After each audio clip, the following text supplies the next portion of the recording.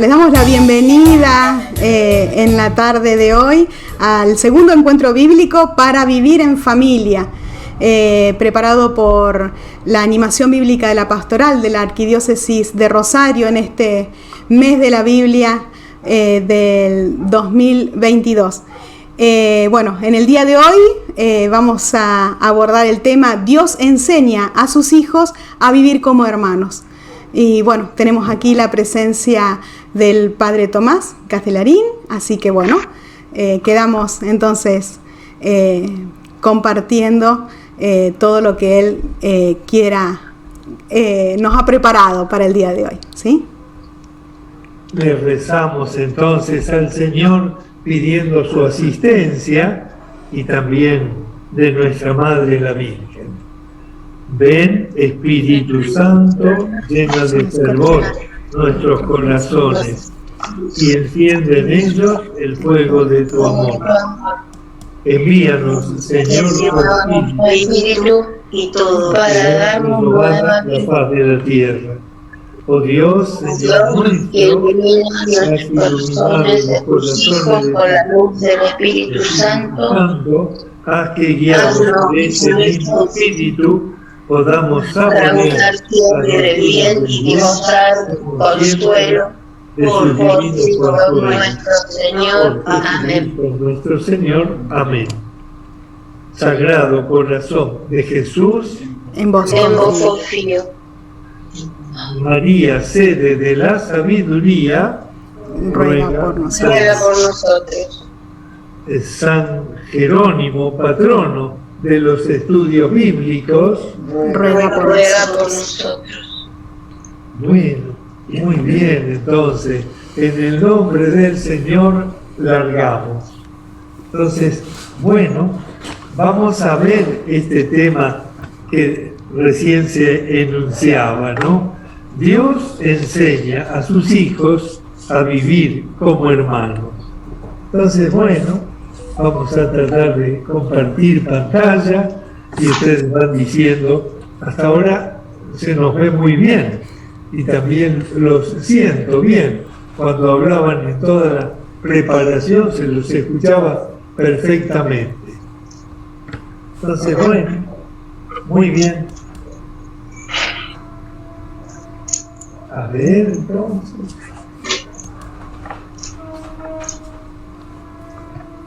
Ahí está, muy bien. Ahí está entonces el título. Dios enseña a sus hijos a vivir como hermanos. Entonces, tenemos que aprender esto, ¿no? Entonces, miren, como vamos a usar un texto del Evangelio de San Lucas, pensé que podía servirnos esta introducción, teniendo en cuenta, ¿dónde va Lucas? Miren, estos serían algunos puntos básicos en la teología de Lucas, pero no irme tan por las nubes, sino para no caer de golpe. Pero entonces por eso decimos lo siguiente, miren, la oración en el tercer evangelio ocupa un lugar central, ¿no? Podemos decir, en la vida de Jesús, porque pensemos, tanto en el bautismo de Jesús como en la transfiguración, Él está rezando. Después aparece retirándose de noche o a la madrugada para rezar. También en la sinagoga va allí, lo mismo que al templo. Entonces es clave, ¿no? También la vida de Jesús terminó con una oración al Padre respecto a los verdugos: perdónalos, Padre, no saben lo que hacen. Y también rezando: en tus manos encomiendo mi espíritu. Hasta con los discípulos de Maús también rezó. Y por eso le enseñó a sus discípulos a rezar. Está el Padre Nuestro, al igual que con Mateo, nada más que es un Padre Nuestro así más simple, en el que está lo esencial. También habló de la viuda que insistía ante el juez injusto. para decirnos cómo tenemos que rezar nosotros.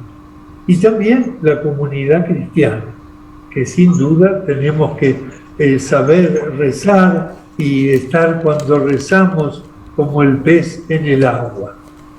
También se nombra mucho, y de una manera tan así locuaz, al Espíritu Santo, que es el que anima a la persona de Jesús.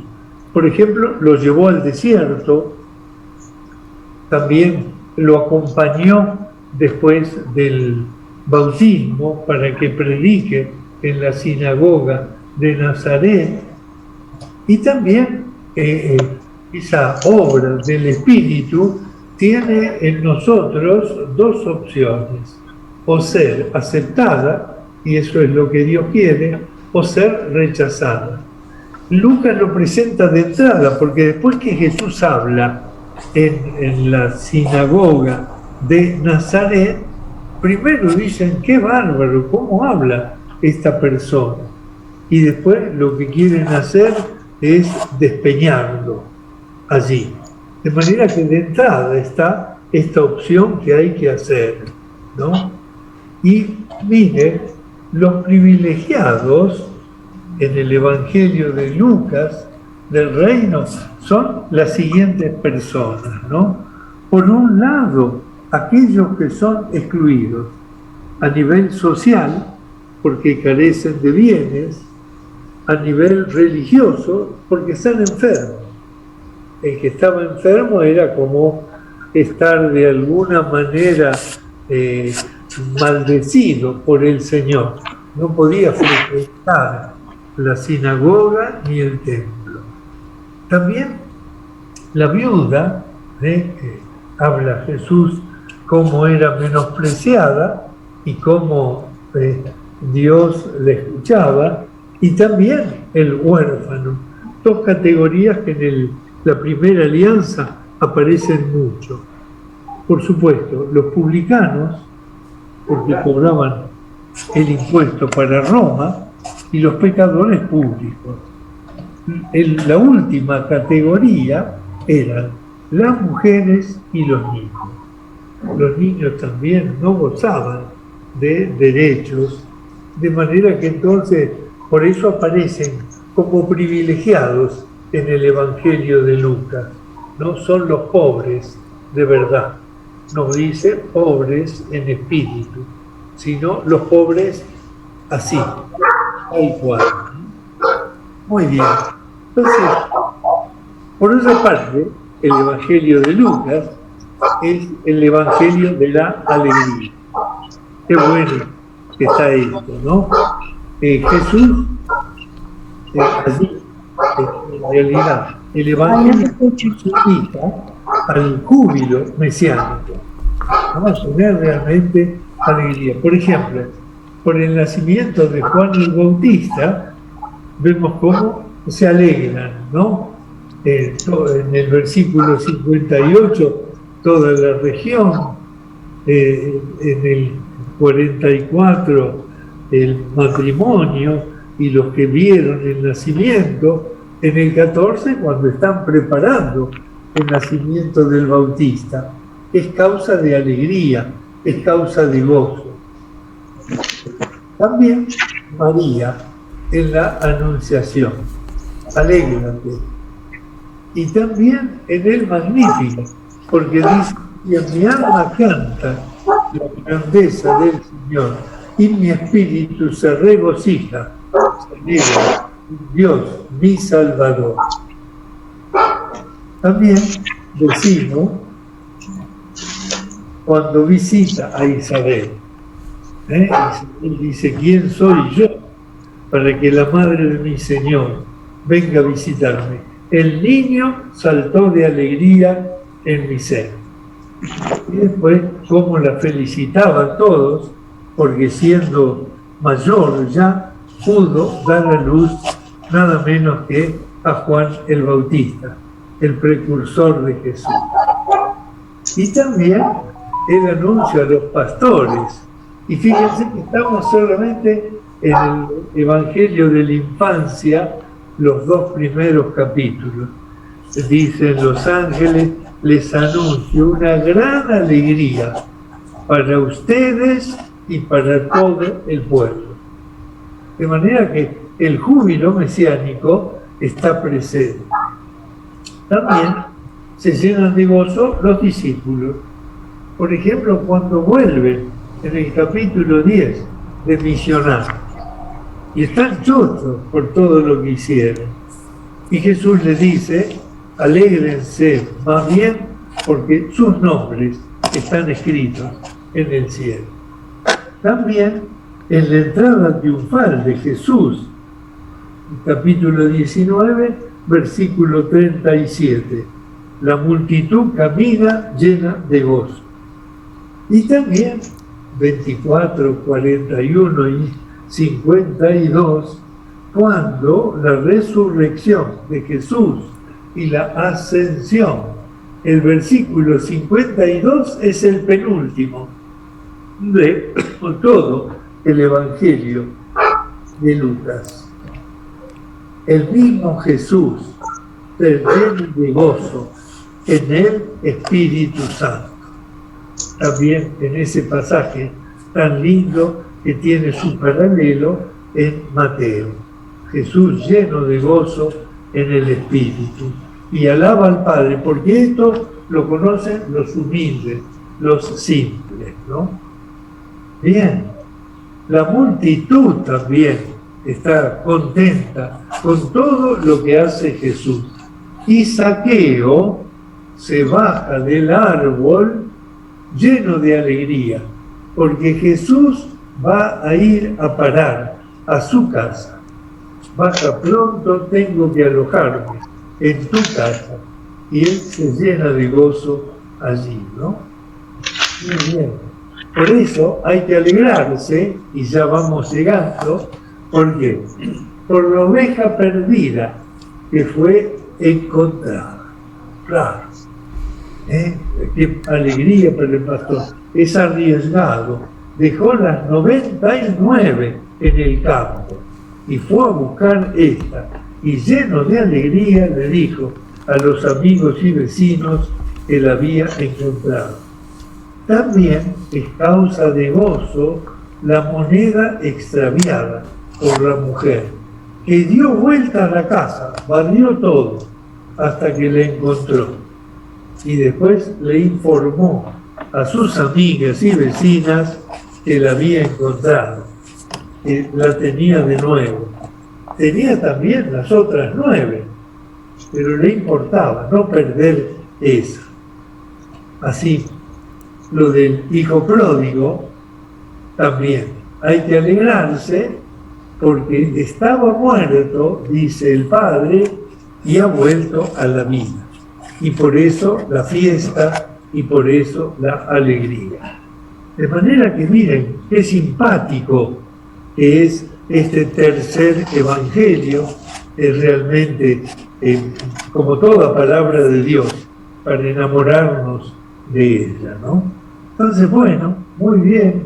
Ahora, después de esta introducción, espero no haber sido tan pesado, le podemos pedir entonces ahora a Víctor que proclame estos 3 primeros versículos del capítulo 5. Perdón, Tomás, antes que proclame Víctor, por favor, los que tienen los micrófonos abiertos los cierren, sí, porque se te pierde la voz. El perro está ladrando y no se escucha. Gracias, sí, disculpa, sí. Gracias por decirlo. Todos los publicanos y pecadores se acercaban a Jesús para escucharlo. Los ciegos y los escribas murmuraban diciendo. Se escucha mal porque hay un micrófono abierto, sobre todo. A ver, entonces, por favor, pedimos que se lo cierren. Empiezo otra vez. Sí. Todos los publicanos y pecadores se acercaban a Jesús para escucharlo. Los fariseos y los escribas murmuraban, diciendo: este hombre recibe a los pecadores y come con ellos. Jesús le dijo entonces esta parábola. Muy bien, bueno, entonces vemos, miren, cuál es el motivo de las tres parábolas, ¿no?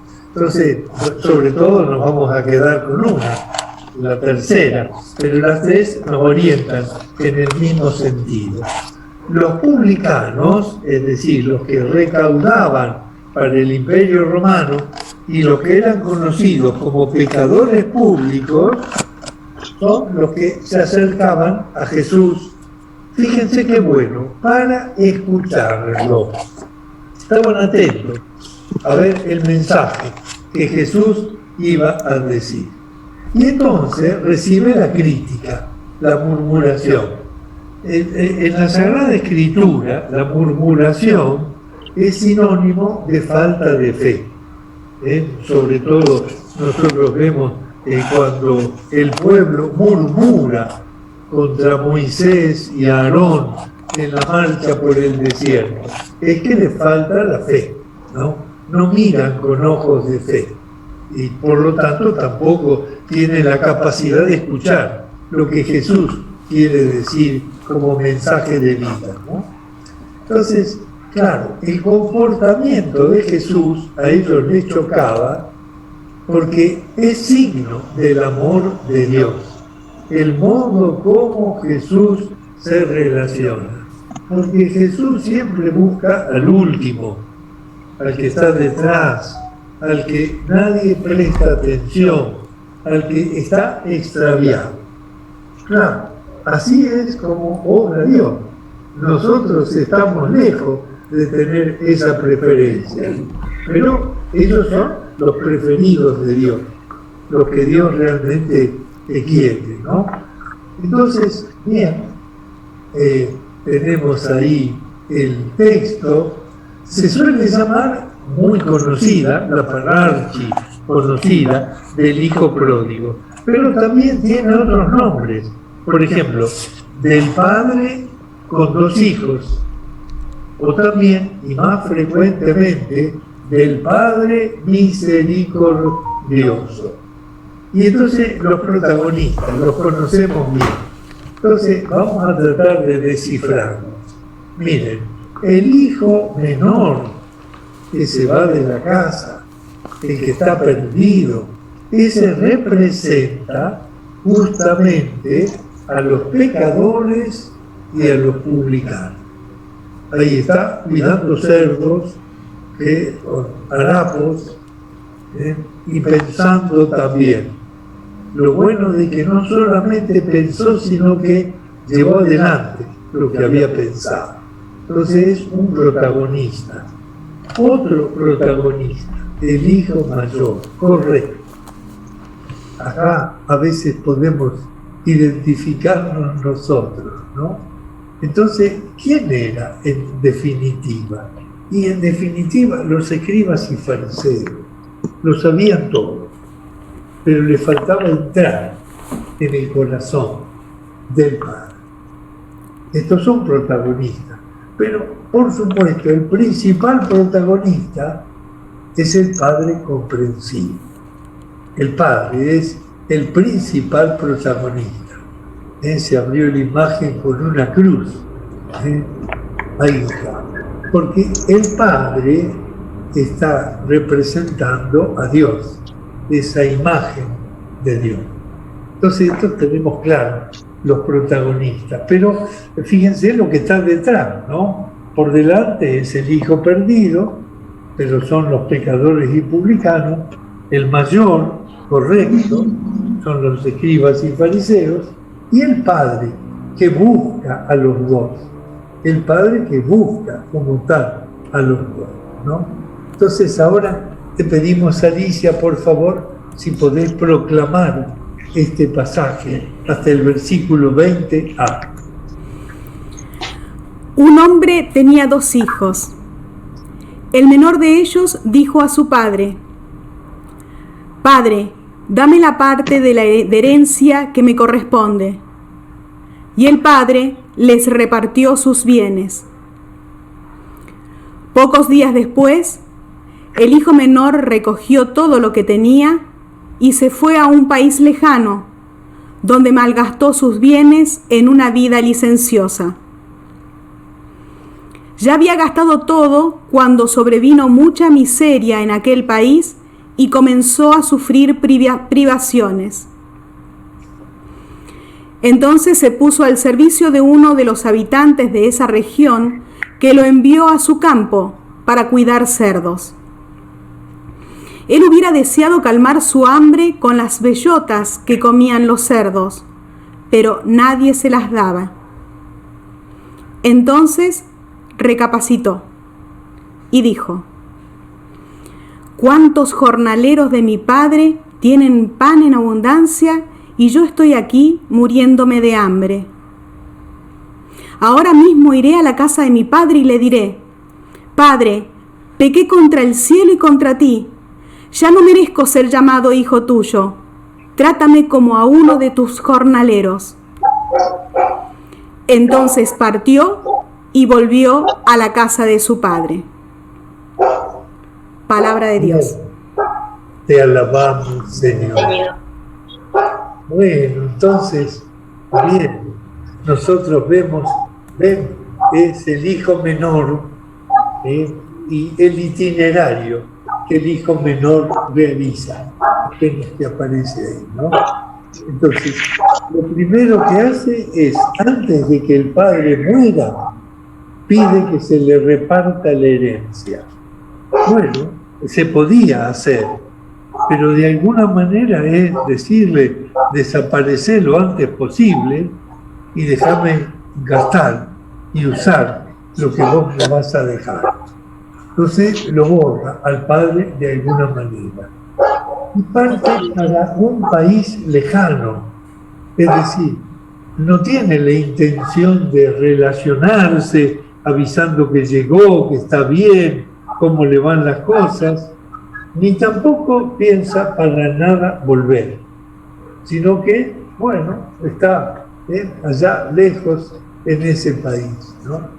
Y en ese país, claro, cuando tenía dinero, seguramente tenía muchos amigos, pero cuando se le acaba el dinero, como suele ocurrir, los textos sapienciales lo dicen varias veces, se acaba entonces esa amistad. Y lleva una vida licenciosa. El hermano va a decir que gastó también sus bienes con prostitutas, ¿no? En medio de esa situación crítica, porque le toca conseguir un trabajo y el trabajo es vergonzoso, pensemos, para un judío tener que cuidar cerdos. Es un animal impuro y no comen la carne de cerdo. Era lo peor, ¿no? Y tampoco podía comer las bellotas que comían los cerdos, ¿no? Entonces aquí está el punto de quiebre. Acá está buenísimo. El texto griego dice que entró dentro de sí. Qué bueno recapacitar. Cómo necesitamos tantas veces en la vida recapacitar. En la vida de familia también. Es importante volver a pensar, pasar por el corazón lo que vivimos. Entonces, abrirnos, ¿no? Entonces, y decide volver a la casa paterna. Lo bueno está en que no es simplemente un propósito. Santa Teresa solía decir, ¿no? El camino del infierno está empedrado de buenos propósitos, sino que toma esa decisión en serio. Toma la decisión en serio. Hasta ensaya lo que va a decir, cómo se va a presentar ante el Padre, el discurso que le va a decir, de que contra el cielo y contra ti no merezco ser llamado hijo tuyo, trátame como uno de tus jornaleros, etc. Pero vuelve, acá lo importante es que él decide realmente volver. Acá está muy bueno eso. Entonces, ahora sí, le pedimos nuevamente a Alicia si por favor puede proclamar estos versículos hasta el 24. Cuando todavía estaba lejos, su padre lo vio y se conmovió profundamente. Corrió a su encuentro, lo abrazó y lo besó. El joven le dijo: Padre, pequé contra el cielo y contra ti, no merezco ser llamado hijo tuyo. Pero el padre dijo a sus servidores: Traigan enseguida la mejor ropa y vístanlo. Pónganle un anillo en el dedo y sandalias en los pies. Traigan el ternero engordado y mátenlo. Comamos y festejemos, porque mi hijo estaba muerto y ha vuelto a la vida. Estaba perdido y fue encontrado. Y comenzó la fiesta. Bueno, qué cosa, qué bárbaro. Veamos entonces el Padre. Y entonces, ¿cuál es la actitud del Padre? ¿No? ¿Cómo la conducta que el Padre tiene? Primero de todo, volviendo para atrás, reparte sus bienes equitativamente a los dos hijos. No tiene problema en darle a los dos hijos de herencia. Es generoso. Y espera al hijo. Qué bueno. Seguramente atisbaba el horizonte a la espera de que el hijo algún día volviera. Lo ve de lejos, lo reconoce, lo conoce de nuevo, ¿no? Ve que el hijo vuelve, ¿no? Y entonces, ahí está clave también, se conmueve profundamente. Si era clave el recapacitar del hijo menor, es clave el conmoverse profundamente de parte del Padre, en este versículo 20. Es el mismo verbo que aparece también en el capítulo 7 con el hijo pródigo. Con la viuda de Naín. También, cuando sale el cortejo acompañando a esa mujer viuda que había perdido a su hijo único, Jesús se conmueve. Es el mismo verbo, ¿no? Las entrañas de Jesús entraron en revolución, tuvieron como una revolución. Y también el mismo verbo de la parábola del buen samaritano, porque en el capítulo 10, versículo 33, el buen samaritano se conmueve cuando ve al hombre herido. El sacerdote y el levita pasaron delante. Entonces, acá es clave. Las entrañas de este hombre se movieron todas, ¿no? Y no espera, sino que come. Y está sucio el hijo, pero él lo abraza.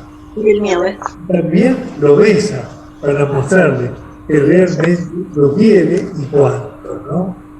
Es más, cuando empieza a disculparse, interrumpe el discurso preparado por el hijo. Y entonces enseguida da órdenes, ¿no? Da órdenes como buen padre y dentro de una familia patriarcal, entonces da órdenes. ¿Las órdenes cuáles son? Las mejores ropas. Vestirlo como un príncipe, ¿no? También el anillo para darle poder, la sandalia, también para darle realmente el prestigio que él como tal se merecía. Y dice, mi hijo ha vuelto. Por eso manda matar el ternero cebado. Y dice que, bueno, hay que hacer fiesta, realmente. ¿Y por qué la fiesta? Acá también, esto es importante. La fiesta es porque el hijo que estaba muerto ha vuelto a la vida. Ese es el motivo de la fiesta. La fiesta es por eso.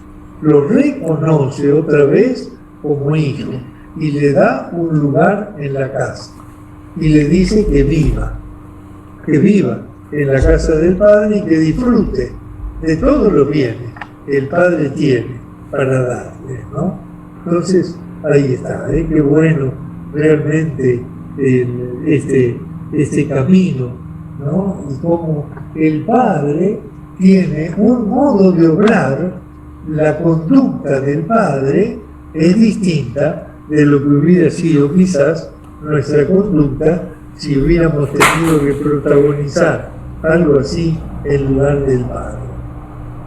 Entonces, muy bien, ahora entonces le pedimos a Víctor que por favor proclame.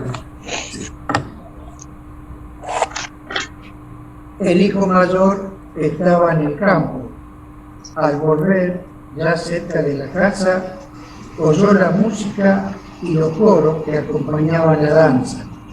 Y llamando a uno de los sirvientes, le preguntó qué significaba eso. Él le respondió: tu hermano ha regresado y tu padre hizo matar el ternero engordado, porque lo ha recobrado sano y sano. Él se enojó y no quiso entrar.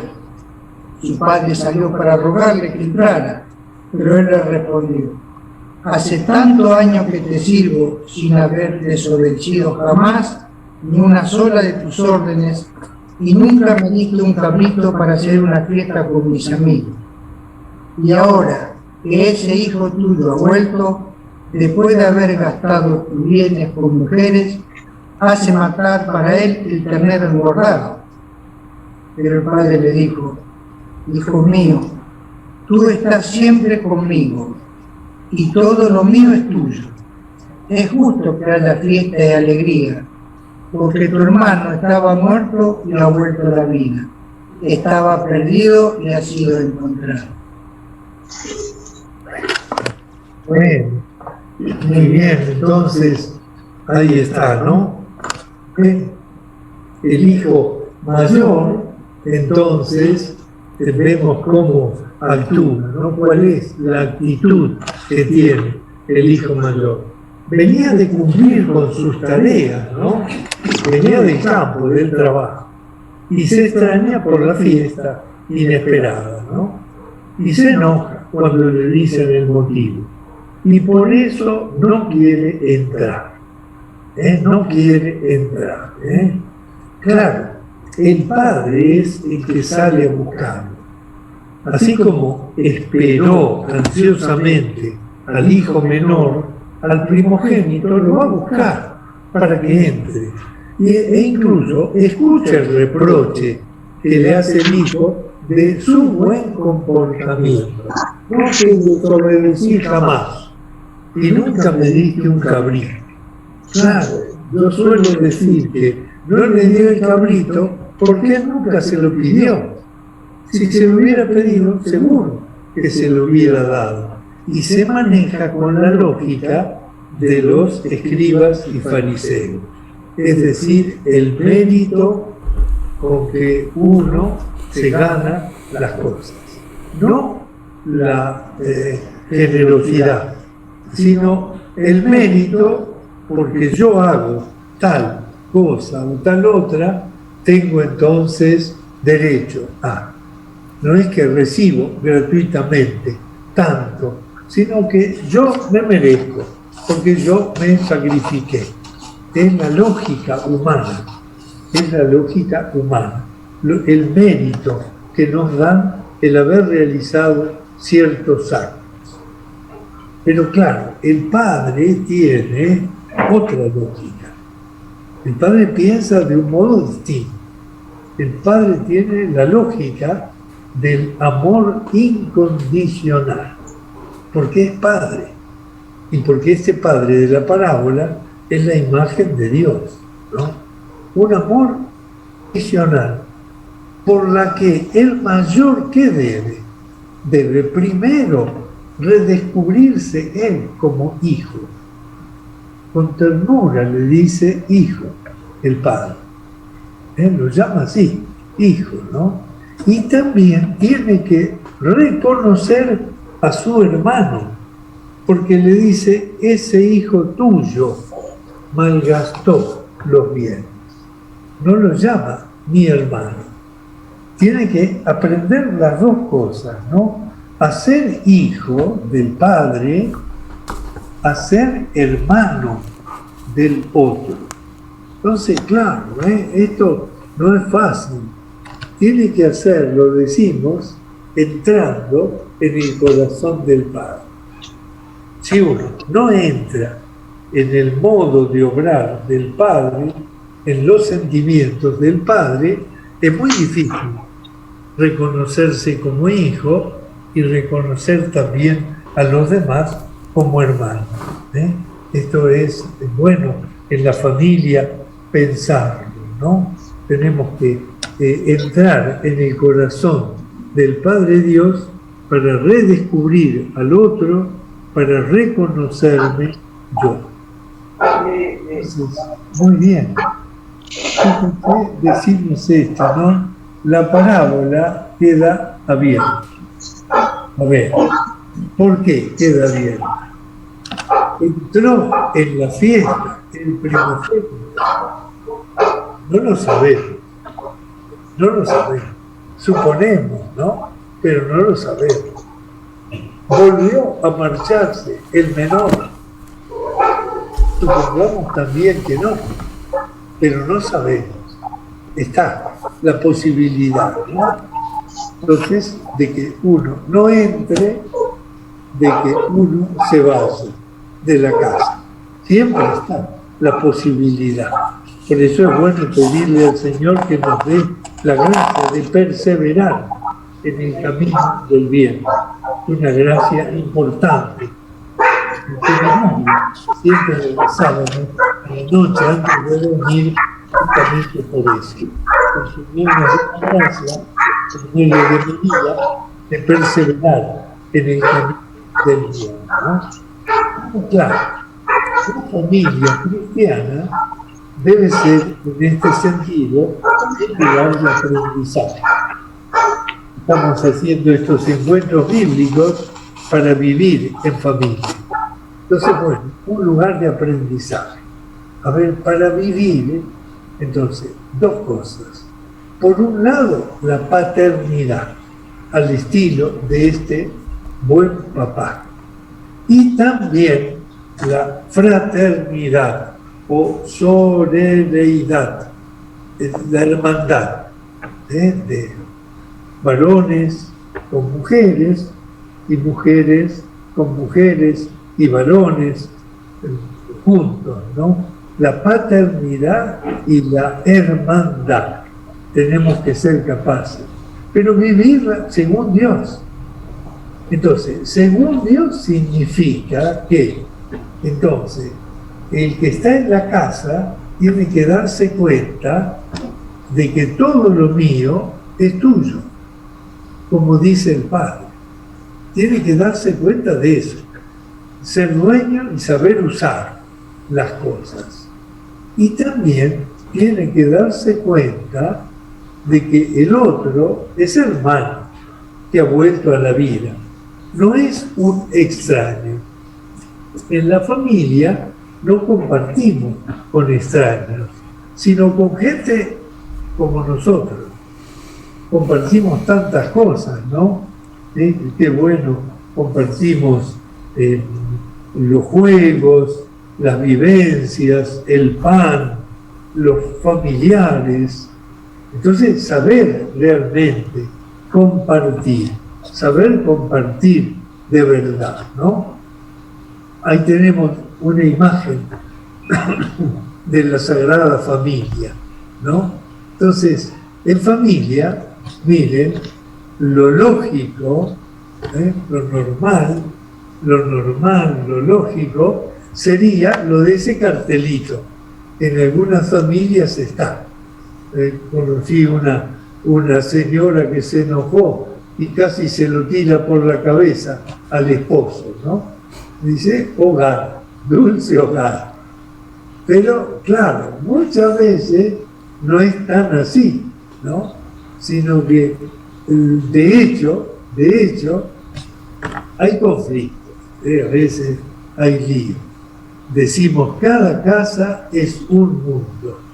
A veces alguna persona dice, si usted supiera, padre, bueno, ahí está. No hay duda, ¿no? Claro, hay entre casa, bueno, de las tejas para abajo, puede haber conflicto que tenemos que tener la capacidad de superar con lo que dijimos de la paternidad y de la hermandad, ¿no? Entonces, miren, algunas preguntas para pensar. Estas preguntas se podrían multiplicar. Y bueno, qué lindo la gente de encuentro matrimonial o los que hacen la preparación inmediata al matrimonio. Qué bueno que ayuden a la gente a pensar en esto. Miren, una pregunta es esta. ¿Sé vivir con alegría dentro de las 4 paredes de casa? Sí, ojo, con alegría. Importante. Decíamos que Lucas es el evangelio de la alegría. Entonces, bueno, tiene que haber esa serenidad, esa paz, esa alegría que vienen de Dios y que nosotros podemos conquistar. Es importante la alegría dentro del hogar. Tenemos que hacer lo posible para ello. Es bueno aprovechar el fin de semana o un momento en el cual podemos compartir la sobremesa, a lo mejor el día que no tenemos que salir corriendo de aquí para allá. Es fundamental, es importante la alegría. También las cuestiones económicas. Muchas veces pesan tanto y dividen las familias. Todos conocemos esos casos tan tristes de que estamos despidiendo a la abuela o al abuelo que se fue y están repartiéndose los platos, los cubiertos, las posesiones. A veces son pequeñas cosas, pero qué pena que el dinero sea el enemigo. Y entonces, en vez de servir a Dios y servirnos unos a otros, servimos al dinero, al acaparar, al juntar, que después no sabemos para qué nos van a servir, o para un momento, ¿no? O como le dijo Jesús en el Evangelio de Lucas, al que destruyó el granero y se construyó uno más grande, y dijo: reposa, alma mía, goza. Y el Señor le dijo: insensato, esta misma noche vas a morir. Entonces, pensar cómo usamos el dinero, saber compartirlo lo más posible. También la pregunta, ¿no? ¿Soy capaz cuando me toca perdonar de corazón? O decimos esa frase que en realidad no está bien: yo perdono pero no olvido. Entonces, bueno, perdonar es duro, pero perdonar significa entrar en el corazón del Padre y dejar allí todo conflicto. Dejar en las manos de Dios el conflicto, ¿no? También nos podemos preguntar si alguna vez uno no se pareció al hijo mayor, estricto, duro, casi incomprensivo con los demás, que cumple, pero bueno, cumple sin gozar, sin disfrutar de la vida de familia, ¿no? O también, si en alguna ocasión no nos comportamos como el hijo menor, que se fue de la casa sin idea de volver, sin la idea como tal de volver, ¿no? Entonces, el Padre siempre es el que espera, el Padre siempre es el que está esperándonos. También podemos pensar, no está como pregunta, que en lo posible no ofender al otro cuando uno se enoja. A lo mejor conviene dar una vuelta a manzana, diciendo: voy a comprar una gaseosa al kiosco. Y entonces, esperar.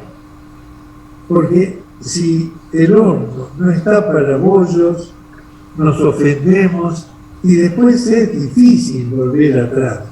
Tenemos que hacerlo. Pero las heridas quedan. A veces también nosotros los varones tenemos que controlarnos mucho más que las mujeres. Porque a lo mejor el varón con los compañeros de trabajo puede decir, sos un inútil, no sabés hacer esto. Pero si un esposo en un momento determinado se refiere así a su esposa, seguramente en la esposa provoca una lastimadura que es difícil después de subsanar, porque la mujer es más delicada y recuerda mucho más, ¿no? Todos conocen ese chiste de esos dos muchachos que estaban en el bar y le dicen, vos sabés, mi esposa está cada vez más histórica. No, se dice histérica, no es histórica, porque me recuerda todas las peleas que tuvimos desde que éramos novios. Entonces, bueno, muy bien. Entonces, tener en cuenta esto y tratar de que la noche no nos tome enojados. En todo caso, decimos esto, bueno, mira, esto lo hablamos el fin de semana, o cuando estemos más tranquilos. Pero nos vamos a dormir en paz, dándonos un beso con tranquilidad, con serenidad. Bueno, muy bien, entonces, muy bien, ¿eh? Por eso siempre dar una mano en familia, porque los que tenemos al lado son hermanos y todos somos hijos, ¿no? Entonces, preguntarnos, ¿soy capaz de dar una mano estando en familia? ¿Soy capaz? Bueno, muy bien, entonces, y por supuesto, ¿no? Que el Dios los bendiga realmente a todos. Si alguno quiere hacer una resonancia o algún cuestionamiento o pregunta, le damos lugar a que lo haga. Bueno, muy bien, ahí estamos viendo las personas que entraron, qué lindo. Bueno, muy bien. Entonces, si alguno quiere decir algo, si no, le damos la palabra a Alicia o Osvaldo para que digan el próximo tema, si Dios quiere. Pero primero, a ver, vemos si alguien quiere decir algo.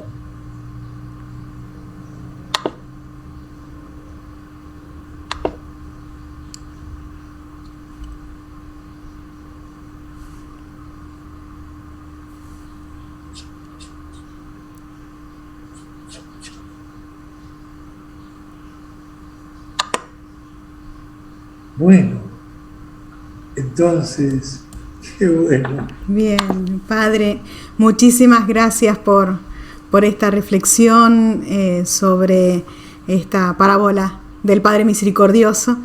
Muchísimas gracias, muy, muy rico.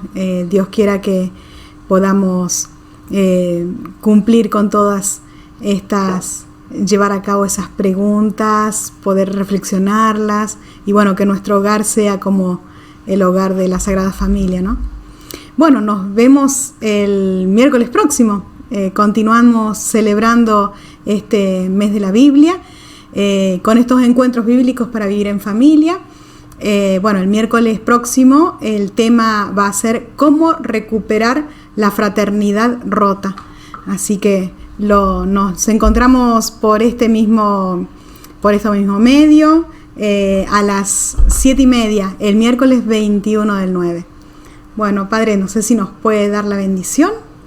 Sí, ahí está. Entonces, con todo gusto, el Señor esté con ustedes. Y con tu espíritu.